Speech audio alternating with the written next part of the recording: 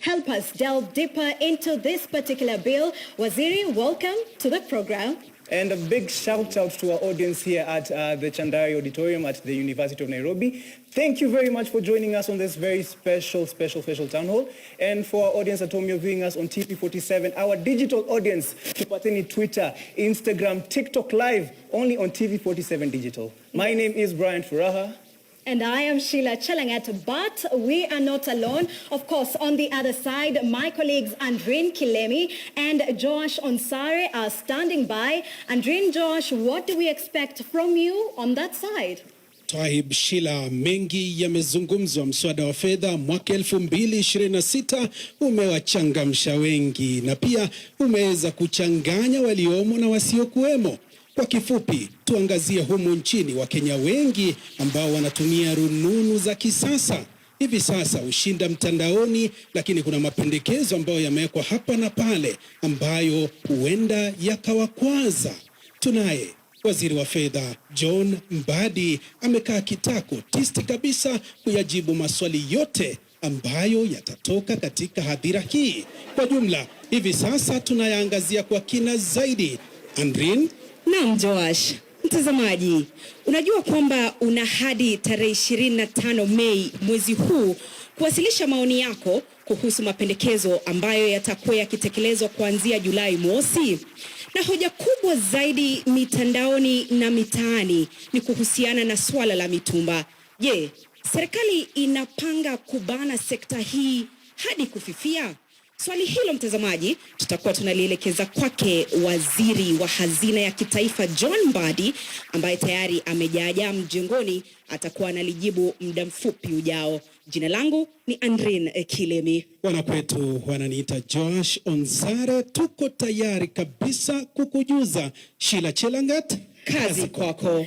Asante sana wenzangu. I cannot beat that Kiswahili, but of course now this town hall begins right now. And now let me walk to Waziri. How are you? It has been a long week for you indeed. Great to see you here. Thank you very much and good evening. I want to greet the audience. Good evening. Comrades, power. You know, it is really refreshing. It is.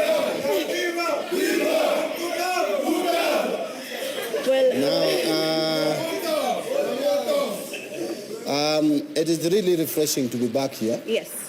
I remember when I was sitting, not in a similar environment like this, but something close to this, so many years back. I don't want to say so many years. Yes. You may be surprised or shocked that you are not even born yet. Yeah. So it's good to be back here.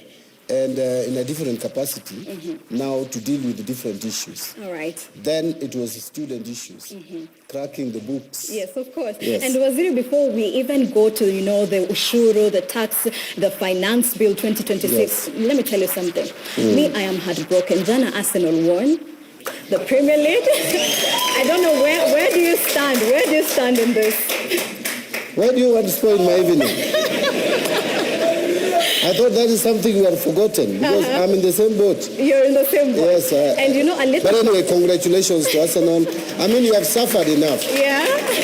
22 years was long enough. And a little buddy told me... Is it from 2003? 2004, actually. 2004? Yes. The last time you won Premier, and this is the last.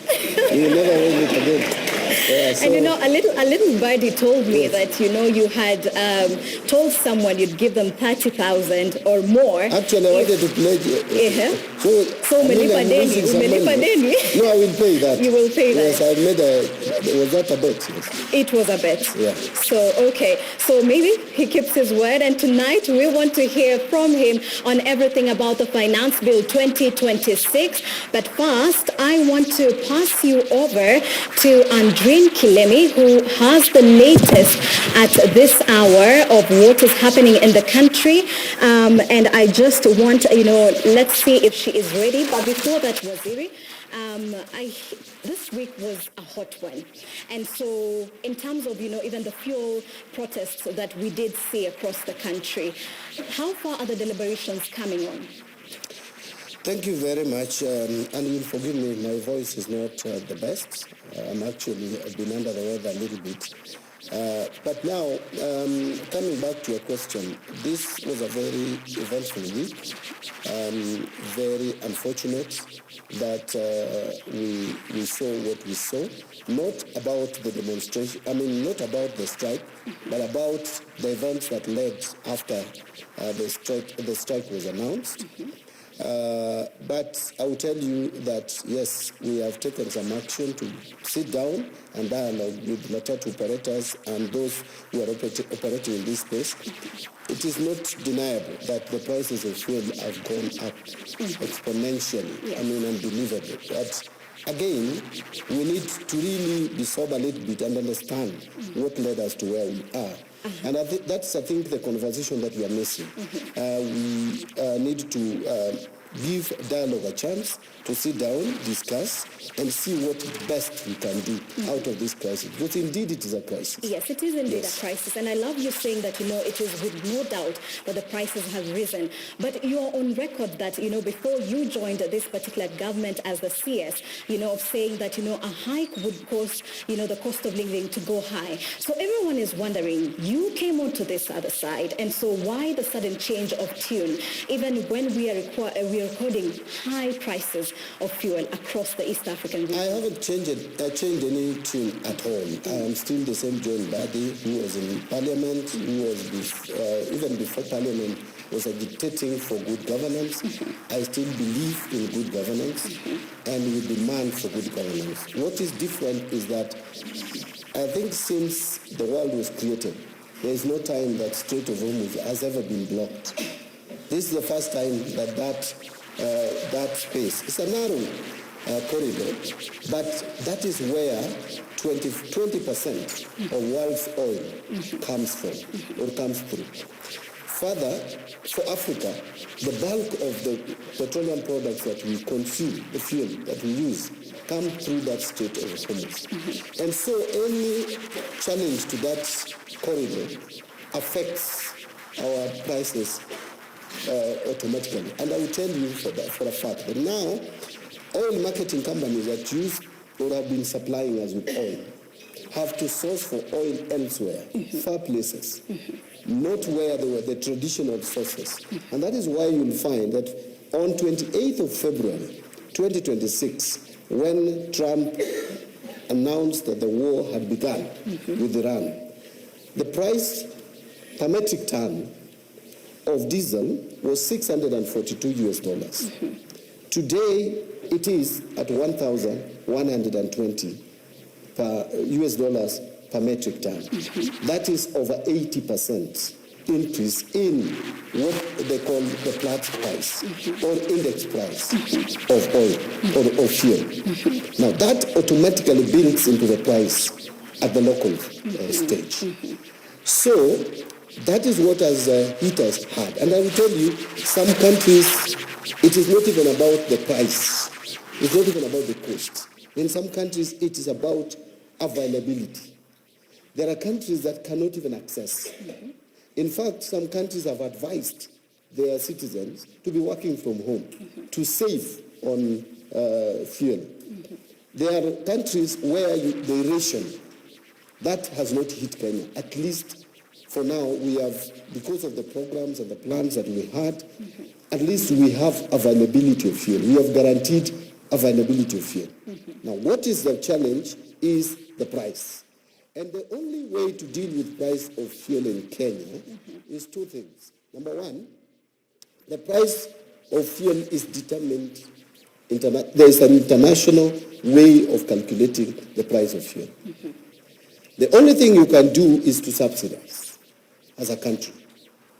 Or, at the extreme cases, in the extreme, you can start reducing certain taxes and levies that are added onto the landing cost of fuel.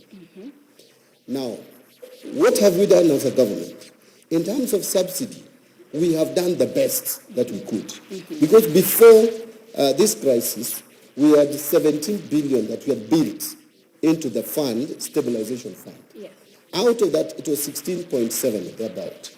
Out of that amount, the first month when we were hit, because you see we were consuming the stock After the war, we consumed the stock of February and March, which had already been ordered at that old price, which was cheap. So when the new prices started hitting us in April, we moved to cushion Kenyans by applying 6.2 billion. Of course, we could not apply the entire amount because we didn't know for how long this war would last. So we applied 6.2 billion to cushion and reduce prices. Now, apart from that, as a government, we decided to reduce VAT. Initially, I announced a reduction as CS National Treasury to 13% because that is what the law allows me.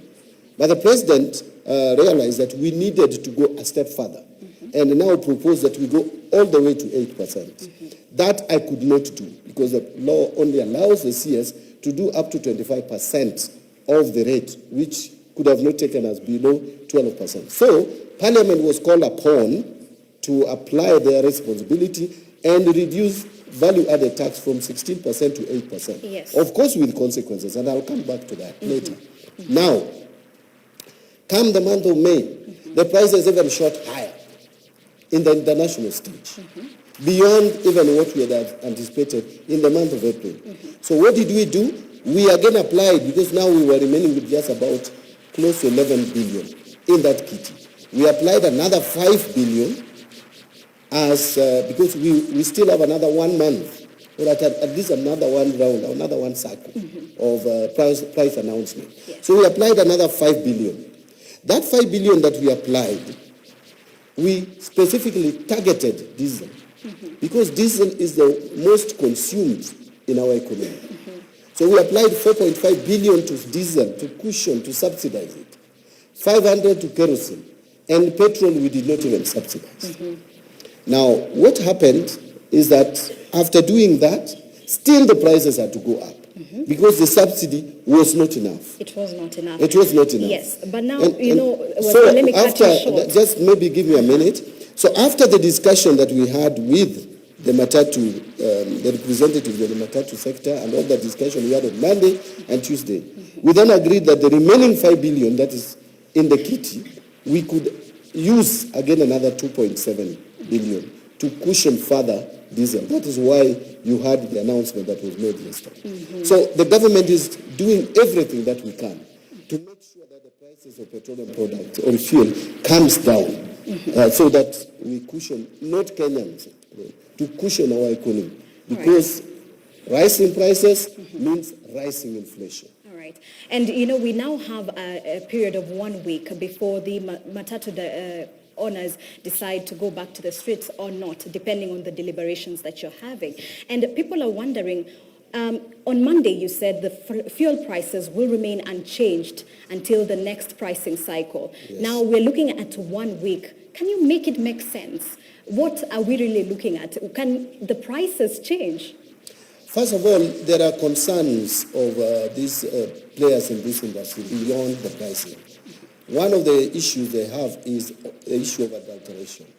Actually, to them, that is number one.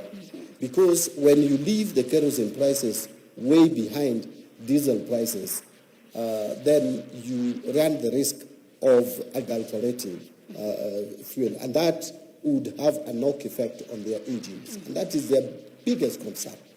So that we are trying to address. And you saw now the government is trying to push the prices of kerosene to be as close as possible to diesel. And also taking other measures. The measures are being discussed on how the government can make sure that there is no adulteration. So that is number one. That is being discussed. In the 1 week, I think we should be able to come to an agreement. Then number two is the pricing. Even if it is not going to kick in immediately, we have another round another cycle where the prices will be announced. Today is 20th.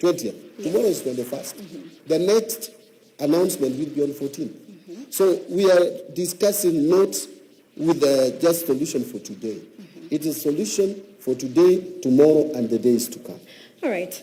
That the fuel prices is really a touchy question for everyone here. And my co-host, Brian Furaha, is hanging out somewhere in the audience, and as well as Joash Onsare. Perhaps we could get views from your side. Any questions, comments? Brian, over to you. Hello, Waziri. Yes. For the common mwananchi out here who are, we have to admit the cost of products have now gone high. Food and transport have gone high. So how do you exactly plan on cushioning this, especially now we're waiting for next week for you to have the next meeting with the transport sector? If that doesn't work out, and then we have the June 14th, if again the results are negative again, what are you going to tell the common mananchi? What if you come back with higher taxation rates, higher fuel prices? Then what do you do from there? I don't think the question is about if we fail. There is no if we fail here. It's all about, do we understand each other? So that is the bottom line. So we must make sure we work towards succeeding. So we must succeed. There is no way we can fail. How do we fail? We can surrender that the country has failed. So let me answer you. Desperate call for different measures. If it gets to a point where we are now desperate, we'll employ desperate or apply desperate measures. We had COVID. There are certain things that we did which ordinarily we could have not done. So we may end up doing things that ordinarily we would have not done just to accommodate the crisis that we have. So there is no question of failing. There is no way we can fail. How do we fail? How do we surrender and throw our arms up and say we have failed? Yes. So I am confident we are not going to fail. We are going to understand each other, we are going to agree, and we are going to apply or employ desperate measures if it gets to that. All right. As we wrap up with the whole fuel question and, the hot topic around that, Waziri, some quarters have, named you the experts that were brought in to, salvage a situation. And now with the experts in office, we are seeing record high prices.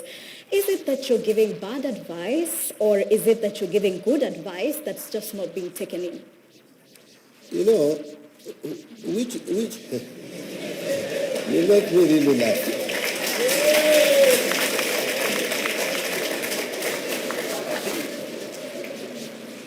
First of all, let me ask you, which minister for finance has experienced a situation where U.S. president decides to go and bomb Iraq? It has probably never happened. And I will tell you, and I started by saying that Strait of Hormuz, some people just mention it and make a joke out of it. That small corridor holds the key to energy prices in the whole world. The energy prices have gone up across the globe. I hear people talk about Uganda, Tanzania. Let me tell you, Uganda and Tanzania are still consuming the stock of March and February. Come to next month. I'll guarantee you, come to next month, their prices will be higher than ours. A month ago, look at the prices in Tanzania and compare it to Kenya. Both diesel and petrol, they were higher than Kenyan prices. It is today that they are lower because they have backlog in terms of fuel consumption compared to us. And when you say this, some people are making a joke out of it, that we are saying Kenya is a big economy. Is it a secret that Kenya is the largest economy in East and Central Africa, and therefore we consume more? And that is not a problem. Kenya is the biggest economy. Our consumption is high. We are consuming products that we imported in April at higher prices than March. When Tanzania will start consuming the fuel that was imported in April, you will see the prices in Tanzania. You will see the prices in Uganda. But that aside, the advice that we give, I have given good advice. That is why Kenya has not defaulted in debt repayment. My sister, when in 2022, and these are records that are valid. Yes. IMF said 6 African countries were going to default. 2 of them in this region, Ethiopia, up here, and Kenya, were going to default. It was not about whether they would default. They were going to default. It was just when. Ghana was going to default. Mozambique, Chad, they were going to default. Check records. All the 5 have defaulted. Kenya has not. Is it because we pray too much? No, it is because of good advice. That is why we are where we are. You know? So, I will tell you that I think it was not a mistake to have this broad-based government. It was not a mistake to have some of us in government. We brought other ideas, combined with the ideas of those who are there, and with the support of the executive, and with the support of the cabinet, and with the support of none other than the president, we are where we are. President Uhuru Kenyatta told us when he was handing over to President Ruto that Ruto will not rule Kenya for even 3 months because he knows where he has left Kenya. This is not a secret. He said it in Masai Lodge to all Azimio MPs. I was present then as Azimio MP. I was looking at him and wondering, really?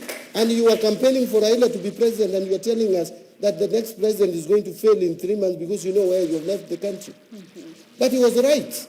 Remember, the same Rigathi Gachagua today I see praising Uhuru Kenyatta and saying that he left a strong economy. The same Rigathi Gachagua said Uhuru left exchequer with no money. Did he say it? Is it not on record? Has it happened now all of a sudden that he realized that Uhuru left a stable economy? So for the record, we are closing nicely. Just let me, 1 week into Ruto presidency, 1 week, there was no fuel across the country. I don't know whether you people have forgotten. The petrol stations were dry.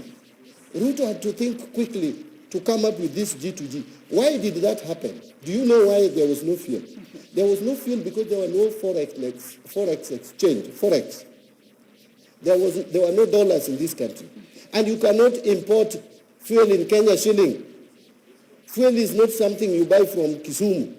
Fuel, you bring fuel.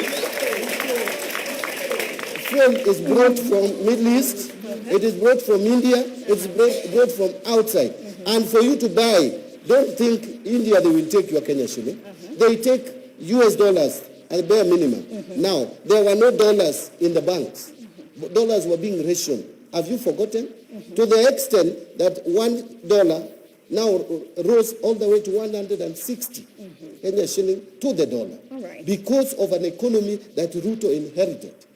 We have stabilized this. Today you can see the shilling has stabilized at 129 to the dollar, 130 to the dollar.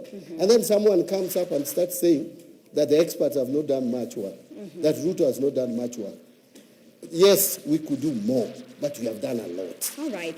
I beg that we now end that discussion over there. But now let's go to the core of this town hall, the finance bill. And even before we start, I want to engage the audience. How many of us here have read the finance bill 2026?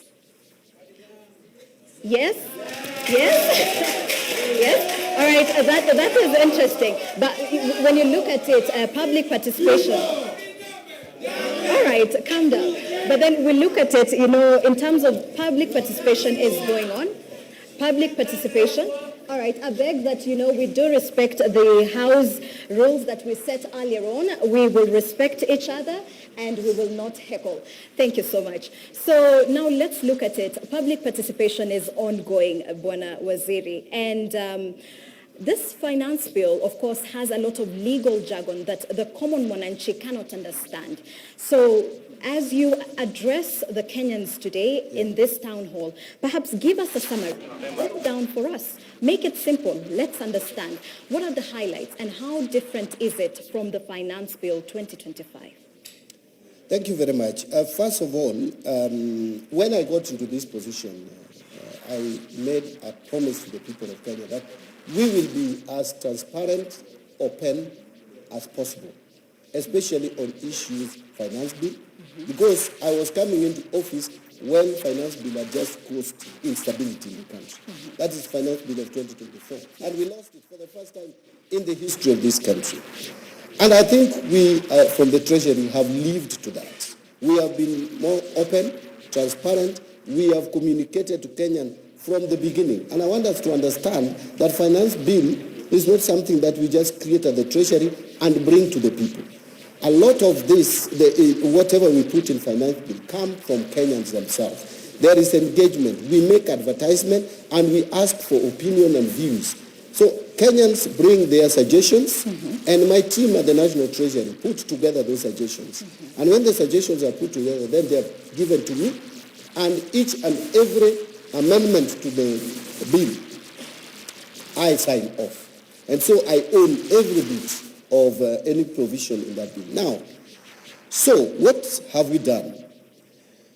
Because of the history and because of the experience of 2024, we took a decision that we are not going to increase the tax rates for Kenyans. Because Kenyans have complained, and justifiably so, that the taxes that are being levied on them is too much, especially on income tax and other taxes.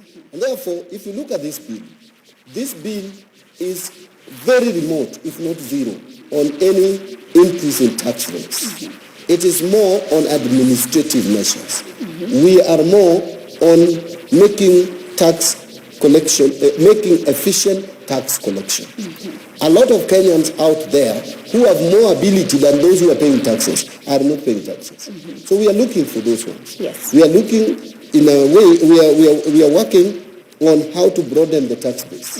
Broadening the tax base simply means bringing more Kenyans, more people to pay tax, so that those who are already paying taxes should not continue bearing the burden alone, but rather we reduce their burden and expand the tax base. So that is what this bill is doing. We have come up with many tax administrative measures, where we are targeting some personal income tax, who are people who are making payroll, they are not paying taxes. And there are many, and they are the ones who make huge amounts of money. We are also targeting people who are getting income, and are just, in a way, the income is never seen. And even if they are seen, there is no legal framework to tax them. All those people we are bringing into the tax bracket. And the moment you bring those people into the tax bracket, you now have an opportunity to lower the tax rates. But I will tell you that this finance bill is not increasing the tax rates. I will go, I don't know whether this is the time you want me to demystify some of the mysteries. Yes, we do have some of the myths, and of course, Brian Farah, on the other end, is, had compiled a list of some of the proposals, and we would be tackling that. But before we get to that, you are saying that, this finance bill is all about widening the tax base. It's not the first time that, a finance bill is aiming to do so. So why have we failed before? And even as you do this time around, how do you plan to enforce it? Some of the measures that we have proposed have been defeated. Because again, some of the people who don't pay tax, my sister, those who don't pay tax in this country have a lot of influence. In fact, people with no influence pay their taxes religiously. But those who have the capacity and the ability are the ones who don't pay taxes. And so they find their way around and manipulate and end up not having the law passed. But again, we have also not been very efficient in applying the technology in tax collection. If you look at our business has literally shifted to technology, to digital, but we are still too manual and mechanical in collecting our taxes. We are moving away from that. And besides the legal framework, there are administrative measures that we are taking, one of which is that we are supporting Kenya Revenue Authority.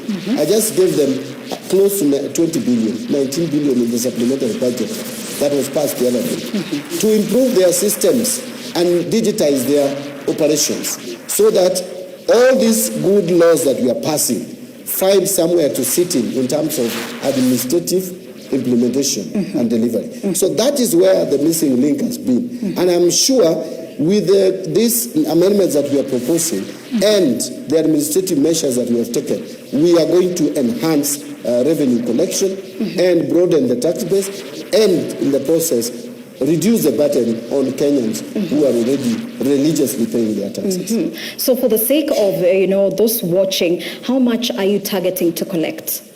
How much are we targeting to collect? Okay, there is with the various tax measures, we are likely to collect about 54 billion.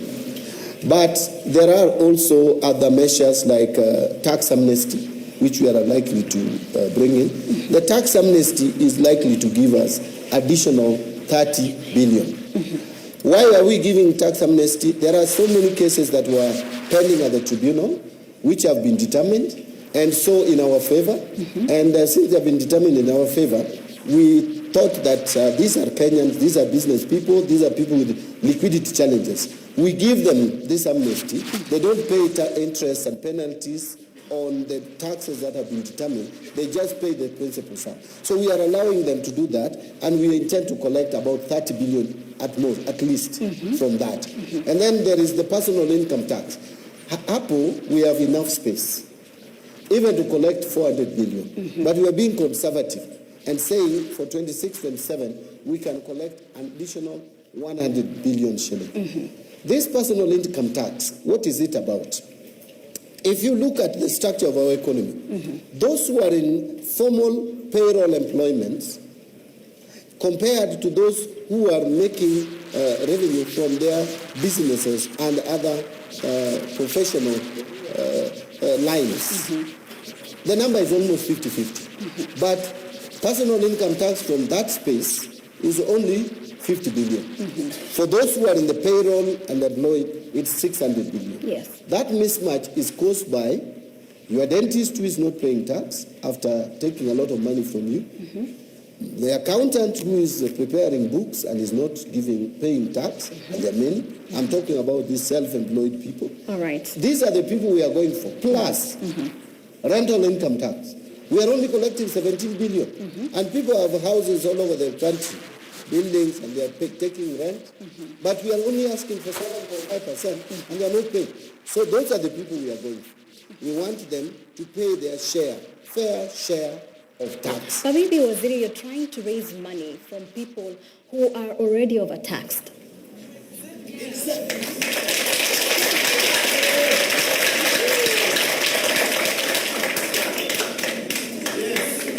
Who are these people who are already overtaxed? You and I.